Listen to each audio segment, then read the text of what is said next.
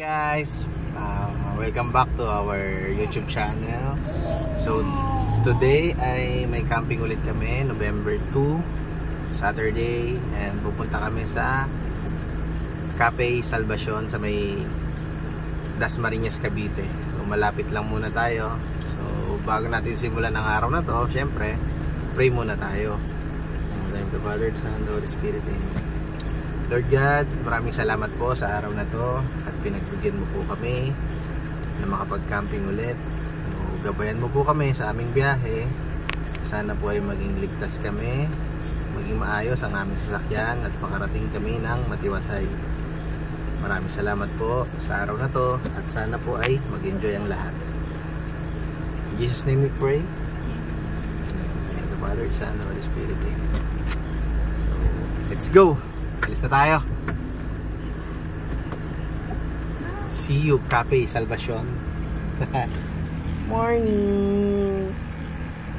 Hi, good morning, baby ko. Tulog ang ate. Tara. Alis na tayo. In 300 meters, turn left on 65 Loyola. Then turn left.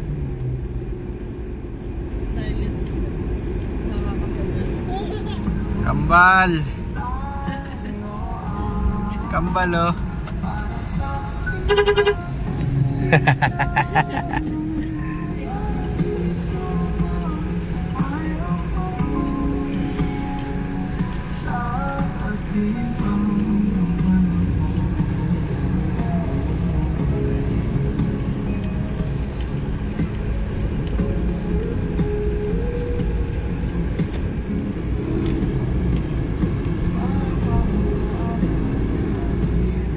Barangay Zone 3.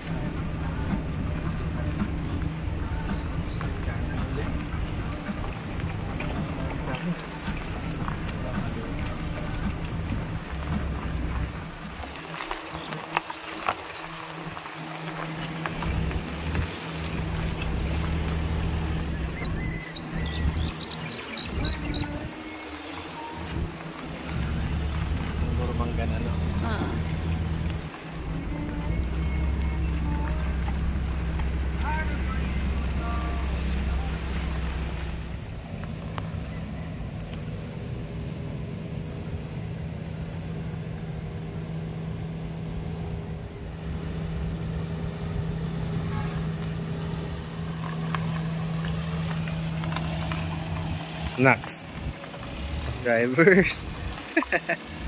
Diretso mo lang dun. Handaan lang. Touchdown.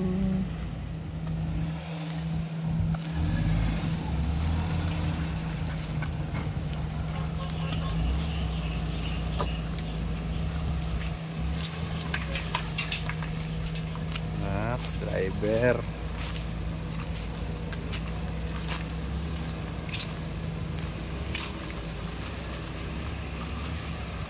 Park mo muna sa tabi ng Montero.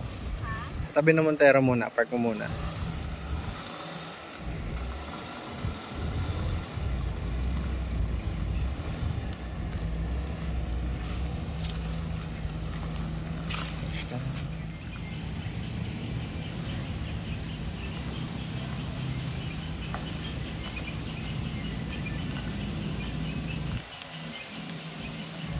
Kanan. Okay pa. Okay, right. Kanan. Kanan pa. Oh. Oh, the driver. Hey, hey, hey. Okay na.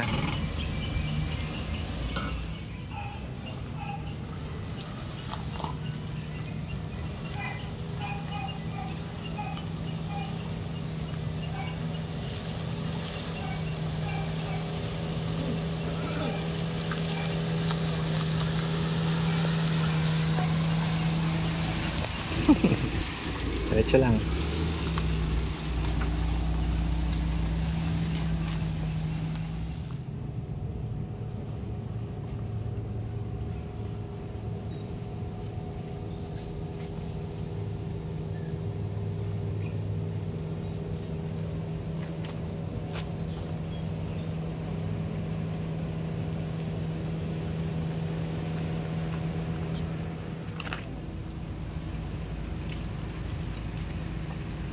Iwas sila sa puno.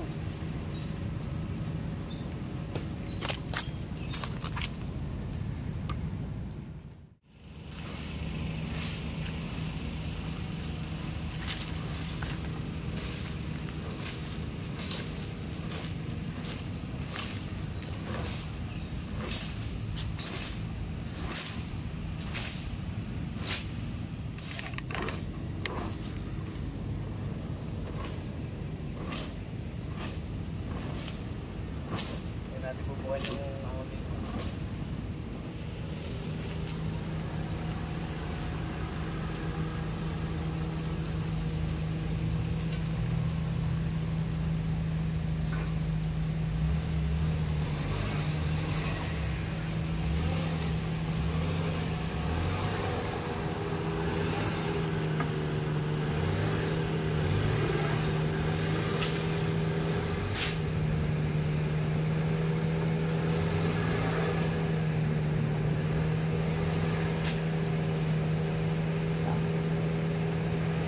Okay lang naman.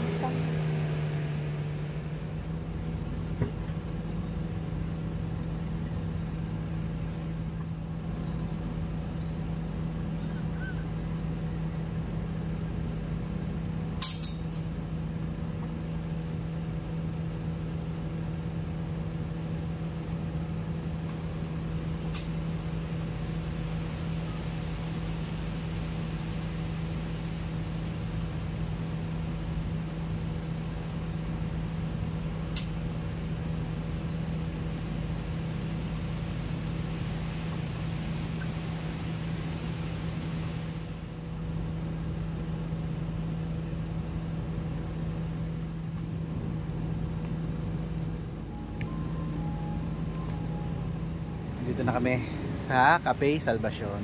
So, campsite nila, camping area. So, medyo nahihirapan kami humanap ng pwesto dahil maputik. Medyo maputik kasi umulan daw kahapon, medyo malakas daw ulan kahapon. So, kaya ganito. Medyo maputik. Ito, napili namin na area kanina nung nag-scout kami dito, nilinis na namin. So kinalaykay ko na para malinis, kaso ang putik talaga. So nahirapan kami mag-decide kung anong gagawin namin, kung paano namin i-set up yung mga gamit namin dahil medyo maputik. Ayan, naghahanap siya ng area. Pero hindi kasi siya madamo. Hindi madamo yung lugar, kaya maputik. Ano? Yun naman. Maganda sana kasi ang daming puno. Maganda naman, kaso yung damo lang talaga medyo. Kung may damo to, kahit saan ka pumesto maganda. Madali lang. So, iniisip din kasi namin yung putik, yung mga gamit namin, kung paano namin i-set up na ano. Wala pa naman kaming ano, yung ground sheet. Yan, bahala na. So mamaya abangan nyo. Nag-iisip kami kung paano namin pagagandahin tong setup namin dito sa area na to, or kung maghahanap pa kami ng ibang side na pwede. So, balikan namin kayo. Diyan muna kayo. Think positive lang. Gaganda yan. Paniwala kayo. Ha?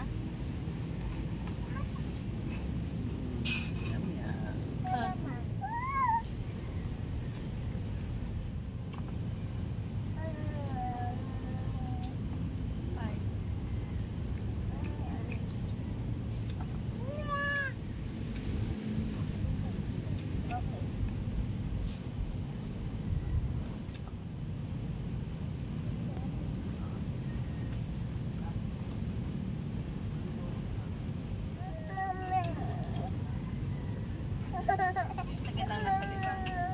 Panghang kasi yung kutsara ko. Farm bro. Kagwa.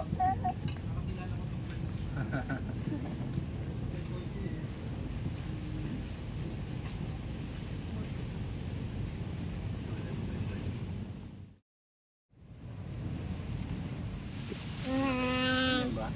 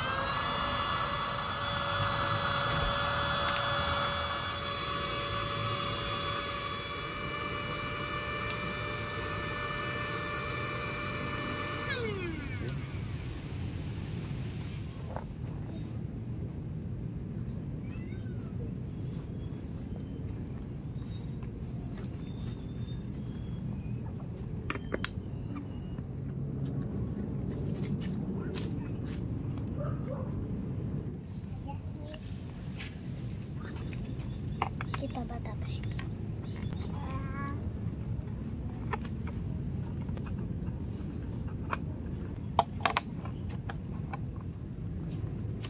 What? Tapon mo. Oh my goodness. The hands will eat that. Ilas mo.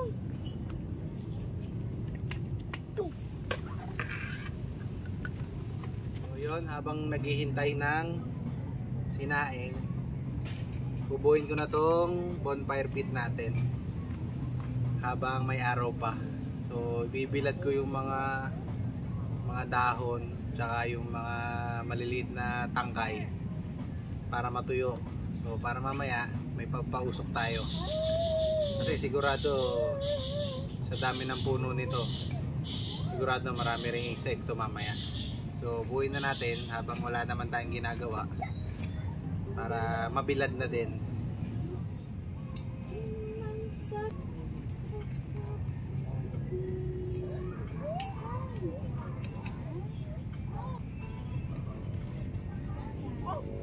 Yan na.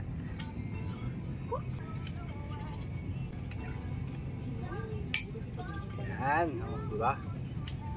Manggagamboy.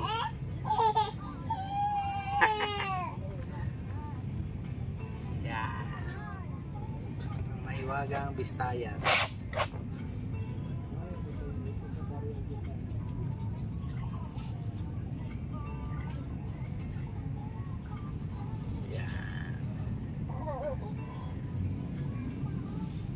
Sayang kasi yung araw.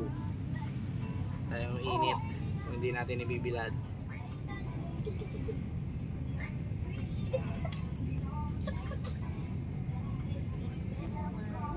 Yan. Oh. Diba? Yes.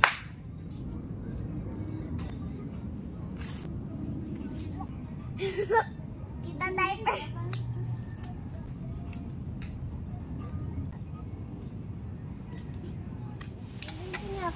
Guys, kain na tayo ng lunch. Ang ulam natin for today ay Adobo. nagluto na kami ng adobo para sa aming lunch. Uy! Ayaw pa wala. Yan o, dami. Dinamihan na namin kasi para hanggang hapunan na ang isang lutuan na lang. Dahil mamaya ay busy na kami. Meron kaming gagawin. Ayan o. Kain po tayo. Hi guys.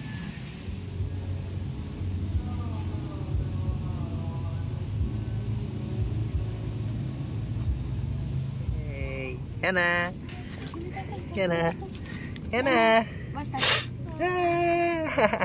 Hi guys.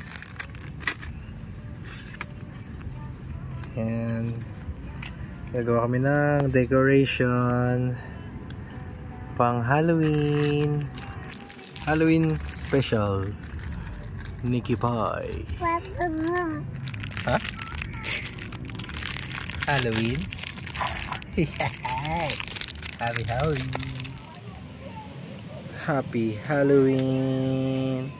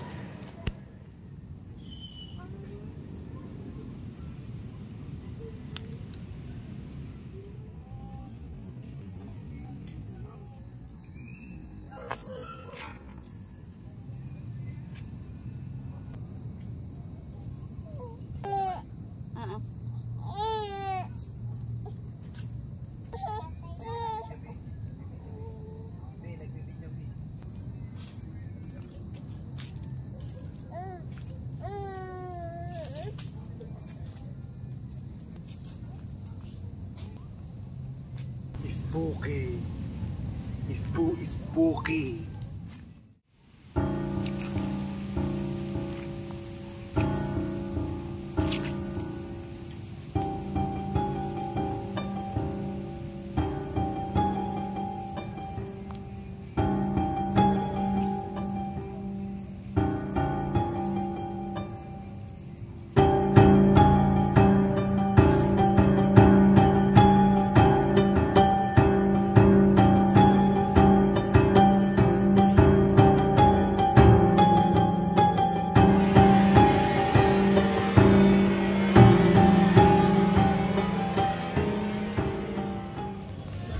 Meron silang cafe dito. Check natin.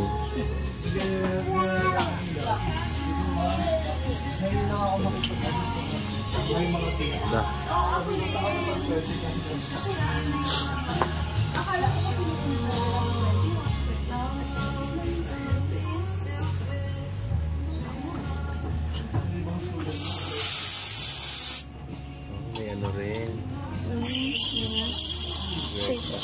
Pasta. Oh, there's a prop.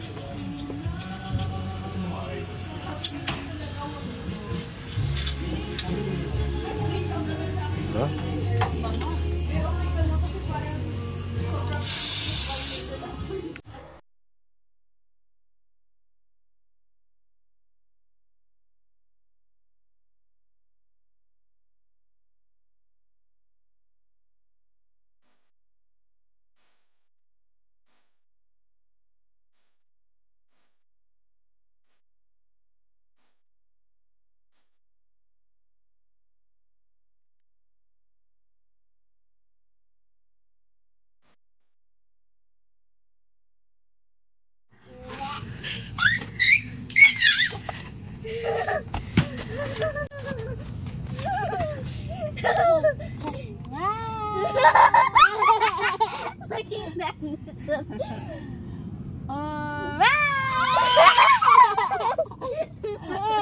Aba. Umuyog-yog pa.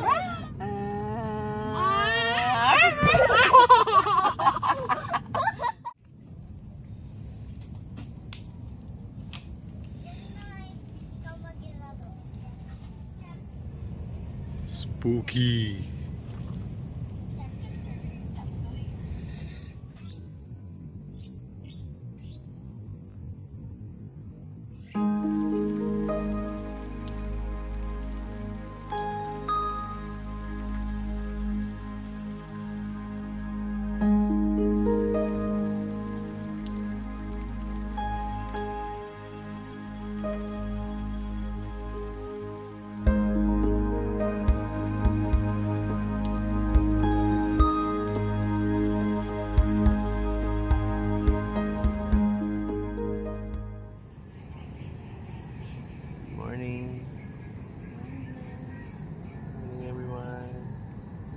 Is sleepy. Nanay,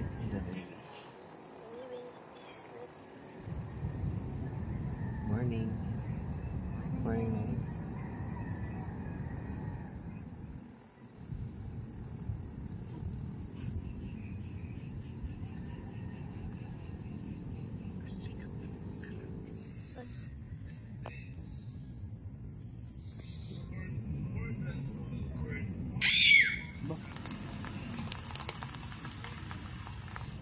Ito guys, egg sausage with rice. Kaya tayo, tulog pa si ate, kaya kami muna kasi papa ng baby.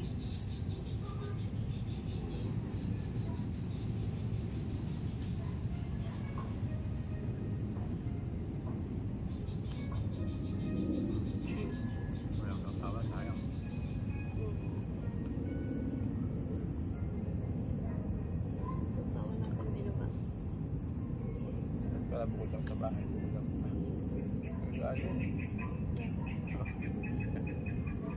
Hello everyone. Magandang umaga. So today is November 3. November 3 po ngayon, no? So nag-camp kami November 2 to November 3 dito sa Cafe Salvacion. So Cafe Salvacion ay isa siyang cafe na may campsite sa likod. So experience namin dito, so okay naman. Pagdating namin kahapon, dumating kami dito mga around 9:30 AM.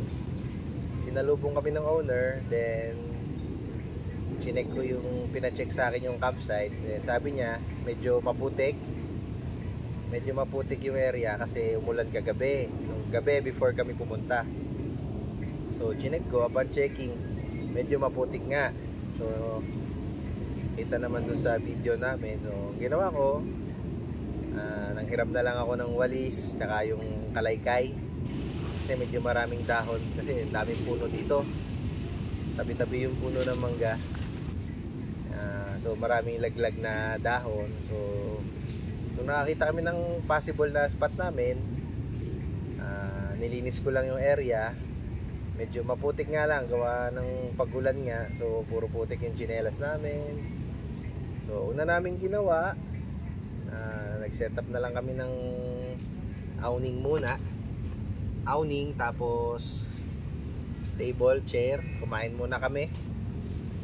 So pagkakain, so nahihirapan kami kung paano gagawin namin diskarte kasi wala kaming ground sheet.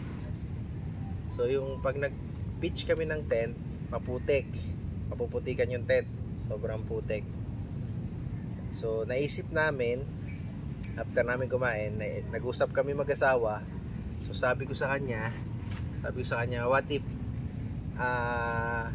maglagay na lang, i-inflate na lang natin yung bed natin sa sasakyan, para sa sasakyan na lang tayo magka-camp, para at least hindi masyadong magpuputik, hindi masyadong mapuputikan yung mga camping gears natin.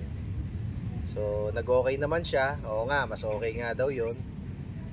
And nung itatry na namin, tinanong ko muna yung anak ko, si Maureen. O yan, siya ang tumutol. Tumutol si Maureen. Ang gusto niya ay mag-pitch ng tent. Siyempre, bilang magulang, kung ano yung ikakasaya ng anak ko, kung ano yung ikakasaya ng mga anak ko, at kung ano yung ikakakomportable nila. Total ay ako ang nagdala sa kanila dito sa campsite. So yung comfort naman, yun naman yung kasi yun na ibibigay ng pag nakatent ka, yung comfort. Kasi pag sa sasakyan, nandun lang kami. So mahirap nga naman kumilos. Unlike pag nakatent, nandun yung malaking bed, malaki yung space, pwede silang iwanan doon mag-ate habang may ginagawa kami ng nanay niya na nag-set up kami. Pwede ko silang iwan doon, tapos pwede rin kami mag-set up habang nandun lang sila sa loob ng tent. So yun na yung naging final decision namin. Finish na namin yung tent. So kahit medyo maputik, so sabi ko kay Maricar, punasan na lang natin bukas bago tayo umalis. Punasan na natin mabuti para walang putik yung tent natin. So yun. So okay naman yung campsite nila, kahit na medyo maputik lang, pero yung sariwang hangin na malalanghap mo, dahil nga puro puno, talagang fresh air ang nalanghap mo dito. Tsaka good thing din na dikit-dikit yung puno ay walang init masyado. So hindi makatagos yung sikat ng araw, so hindi masyado mabanas. Nga pala, kapag nandito ka sa campsite na to, hindi ka magugutom. Kahit maubusan ka ng pagkain na dala mo, punta ka lang sa cafe nila, marami silang pagkain doon. So kagabi pumunta kami doon para bumili ng mga snacks, para matikman yung mga luto nila. So sa gabi ay maganda ng ambience dun sa kanilang cafe. Tsaka yung mga drinks na ino-offer nila, talagang mukhang masarap talaga. So hindi kami bumili ng drinks. So binili lang namin ay tacos kasi hindi naman kami masyadong mahilig sa kape, sa mga juice. Marami pa kaming baon eh. Kung bakit ito yung napili namin na campsite ngayong week na to. So bukod sa may cafe, mura dito sa campsite na to. So parang 250 per head lang pag overnight. Parang ito na yata yung pinakamurang campsite na napuntahan namin. Overall, mare-recommend ko rin tong campsite na to. Yung video namin sa Rio Magdalena, yung price reveal ni Kipi, may nag-comment naman doon na price reveal daw ng mga camping gears. So ito lang masasabi ko sa mga nagbabalak mag-camping, mga bago pa lang magka-camping. So i-ano ko na lang yung mga essentials na meron kami, na sa simula ito dapat yung meron ka. Una sa lahat, tent. Yan ang pinaka-importante kapag nagka-camping ka. So dapat meron kang tent na yun ang magiging shelter mo eh. So kung abutin ka ng ulan, init, ayan, dapat yung tent mo ay yung waterproof na. Pag bibili ka ng tent, bilhin mo yung waterproof na, para isang bili ka na lang. At least umulan, umaraw, hindi mo magiging problema yung mababasa yung loob ng tent mo. So, pangalawa na essential para sa amin ay yung bed. Yung bed na inflatable bed, kasi tulad namin, sa case namin, meron kaming kasamang dalawang bata. So, kasi pag wala kang bed, kumbaga kung latag lang, masakit sa katawan. Masakit, totoo lang. Na-experience na namin yung dati, wala pa kaming bed. Masakit sa katawan. Pag wala kang bed, pag latag lang, lalo sa tagiliran. So, tulog mo, nakatihaya lang o nakadapa. Kasi pag nakatagilid ka, masakit sa ganito, sa buto. Hindi ako maano sa mga price ng mga camping gears namin eh.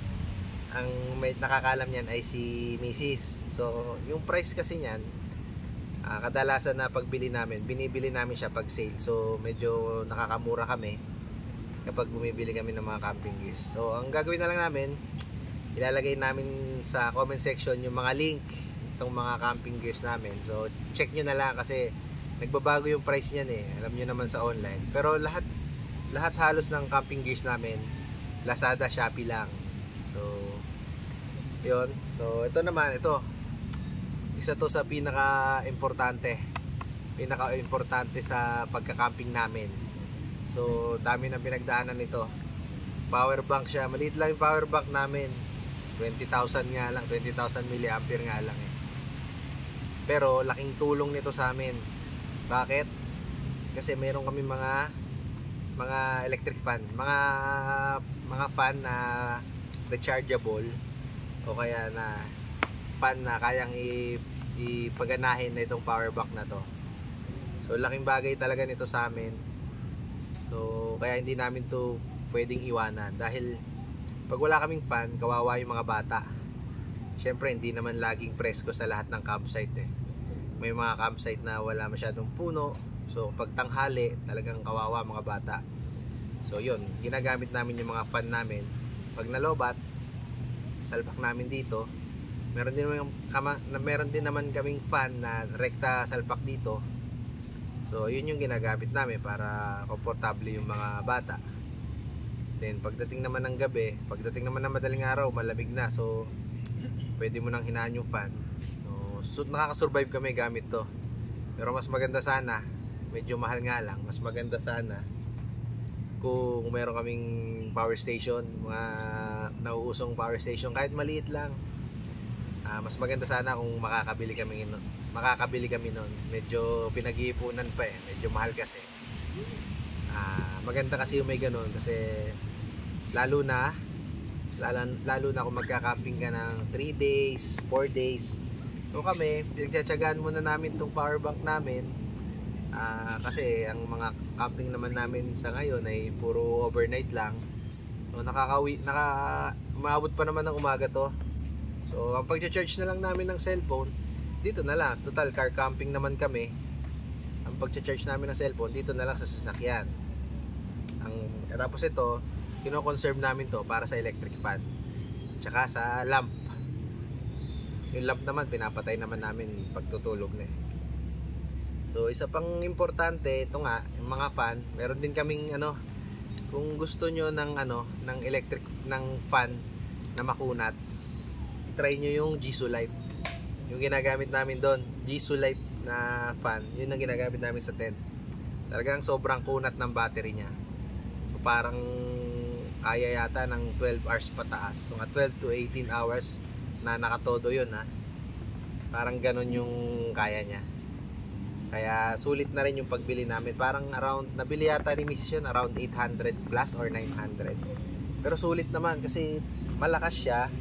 Tsaka matagal malobat. Ano pa ba ang mga essential? Yun, ilaw. Mga ilaw, flashlight. Yung mga ganitong ilaw. Yan, importante yan. Ito yung ilaw na masasuggest ko. Dahil sobrang kunat din ito. So, hindi ko alam ang brand niyan eh. Wala namang brand. Pero nakita ko yan sa Lazada. Kapag dinim mo yan, pag dim lang, medium lang, talagang overnight. Pagising mo, meron pa fairy lights para medyo aesthetic. Tumatagal din naman yung mga fairy lights ng hanggang umaga. Basta yung battery na gagamitin mo, magandang klase. So, nagbibigay liwanag din yung fairy lights. Tsaka, dagdag aesthetic na rin. Camping table. Yan, kahit maliit lang. Kunyari, solo ka lang. Camping table, camping chair. So, dapat din meron ka niyan para pag nakain ka, o kaya nag-prepare ka ng pagkain, may table ka. Mahirap kasi pag wala kang table. Paano ka magpe-prepare ng pagkain mo? Cooler. Yan, cooler. Magandang cooler kailangan din para may dala kang yelo. Yung mga drinks mo na dala, o kaya kung may dala ka na meat, hindi agad masisira. Yung drinks, tatagal yung lamig. Kung ang pagka-camping mo ay overnight lang, okay na yung mga cooler na katulad nung sa amin. Pero kung pang matagalan, yun ang bumili ka na ng magandang cooler, magandang klase para pang matagalan talaga. Total, bibili ka na rin lang. Yung maganda na yung bilhin mo. Yung tumatagal talaga ng halos 2 days yung lamig niya. Hindi agad natutunaw yung yelo. O, ano pa ba? Yung jug. Water jug. Yan. Maganda yung may water jug kang dala. Kasi pag nasa camping ka, sa pagsisetup, medyo nakakapagod sa totoo lang. Nakakapagod yung pagsisetup. Nakakapagod. Mainit. Siyempre sa simula, pag nagsisetup ka, mainit, papawisan ka. So, maganda yung may baong kang tubig na madami. So, kung may jug ka, tapos may yelo ka, so malaking bagay na yun. So, importante rin yung may water jug ka. Kasi kung bottled water lang dala mo, kulang yun. Maraming bottled water ang kailangan mo. So, kaya importante rin yun. Importante rin yung mga water jug. Tapos, ito sa lahat, ito ang pinaka-favorite ko sa lahat. Ito. Yan. Ito, super kalan. Ito ang paborito ko sa lahat. Bakit? Naka-8 camping na kami. Hindi pa rin siya nauubos. So, imagine, 8 beses na kami nagka-camping. Simula nung unang camping namin, yung pa rin yung laman niya. Hindi pa rin nauubos. So kahit na napapansin nyo, medyo tinatry namin maging aesthetic. Tingnan yung camp namin, no, tinatry namin maging aesthetic. Ito, hindi namin to mapakawalan. Kasi sobrang sobrang laki ng pakinabang niya. Nakailang luto na kami, pakulo ng tubig. Nagluto pa kami ng sabaw dyan. Nakailang luto na kami ng sabaw. Lalo na nung birthday cup, ang dami namin niluto gamit to. Hanggang ngayon, may laman pa rin siya. Nagagamit pa rin namin siya. So, sulit na sulit talaga kapag ito yung gamit nyo. So, kasi yung mga dilatan, yung may lata na gas, hindi ko sure kung hanggang ilang gamit mo lang siya magagamit, lalo kung magluluto ka ng may sabaw. So the best talaga may lutuan ka. So kung solo camper ka lang naman, okay na yung mga dilata na gas, maliliit na burner, yung portable burner. Kasi solo ka lang naman, matagal mo rin magagamit. Pero isa rin yun sa mga importanteng gamit na dapat meron ka kapag nagka-camping. Yun lang mga kailangan. Yung iba, dagdag accessories na lang para lang, syempre pag nagka-camping ka, gusto mo rin medyo cozy medyo maganda yung campsite mo kung tawagin. So, syempre utay-utay lang, pero yung mga essential, yun dapat ang unahin. Dahil November 2 kami nag-camp, so kaya kahapon, kwento ko na lang din, kaya kahapon ay yung niluto naming tanghalian ay dinagdagan na namin para hindi na kami magluto ng hapunan. Kasi pagkakain namin ng tanghalian, nag-prepare kami ng decoration dito sa aming camping area. Dinecorate namin si Kifi, dinecorate namin yung tent namin na Halloween theme. So para sumaya yung mga bata, lalo na si Maurice. So syempre para ma-experience na naman na Halloween theme kami. So nag-prepare kami ng mga konting decoration lang para magmukhang Halloween theme yung aming pagka-camping. So, nakakatuwa naman na dati di naman kami nagse-setup ng ganito. Di naman kami naggaganito kahit nasa bahay kami. So at least ngayon, ngayong nagka-camping na kami, nagagawa na namin to. Dagdag experience din to. Hindi lang sa amin, kundi doon na rin sa anak namin. So, na-experience niya yung ma-feel niya na Halloween, so, ma-feel niya na kunyan, isusunod, siyempre Christmas na. So tatry namin, gumawa rin kami ng Christmas theme na camping, so, para sumaya yung bata, para masaya, maganda tingnan, at least may experience niya paglaki niya. So maalala niya or mapapanood niya to na na-experience niya na pala mag-setup ng mag-setup kami ng ganitong team, mga team camping yan. Maraming salamat po sa panonood, and maya magliligpit na kami dahil mga anong oras na rin yata, parang 9 na, so check out kami ng 12, kaya maya magliligpit na kami. So doon lamang po. Nga pala, bago ko makalimutan, last 2 weeks ago, nandun ako sa amin, bumibili lang ako sa palengke, malapit sa palengke. May lumapit sa akin na nakamotor, so nakilala niya tayo. So shoutout nga pala sa iyo, sir, hindi ko nakuha yung pangalan mo. Nakamotor siya, then lumapit siya sa amin. May minivan din daw siya na puti, ayun nga, sabi niya nanonood siya sa amin. So sir, maraming salamat sa panonood, and sana po lagi kayo manood sa amin. And enjoy watching lang po dito sa aming camping vlog. Gising na ang aking prinsesa. Kain na, bebe. Nakalimutan ko yung mga lutuan, kaldero, kawali, yan, sandok, kutsara, tinidor, plato. Kaya importante nga pala yan. Importante yan na meron kayo, kasi pag wala nyan, paano kayo kakain? Kahit meron kayo nito, kung wala kayo nun, hindi kayo makakakain. Yun lang. Maraming salamat po, Cafe Salvacion, sa pagpapatuloy sa amin sa isang payapang gabi at masarap na pagkain. So uwi na po kami. Bago kami umuwi, pray muna tayo, syempre, di ba? And the Father, the Son, the Holy Spirit, amen. Lord God, maraming salamat po sa araw na ito at sa kahapon na pinagbigyan mo kami na makapag-camping ng ayos. Nakarating po kami ng safe, at sana po sa aming pag-uwi ay bantayan mo po kami. Sana po ay ligtas kaming makauwi, at gabayan mo rin po ang aming sasakyan.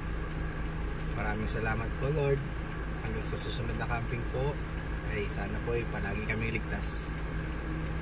In Jesus' name we pray. Bye guys, thank you for watching. Tulog naman ang bunso. Salamat po. Salamat din sa mga bagong kaibigan na nakilala namin doon, Arkanghel TV, at kay kuya na nakalimutan ko yung pangalan. Shoutout po sa inyo. Ingat po kayo. Happy camping!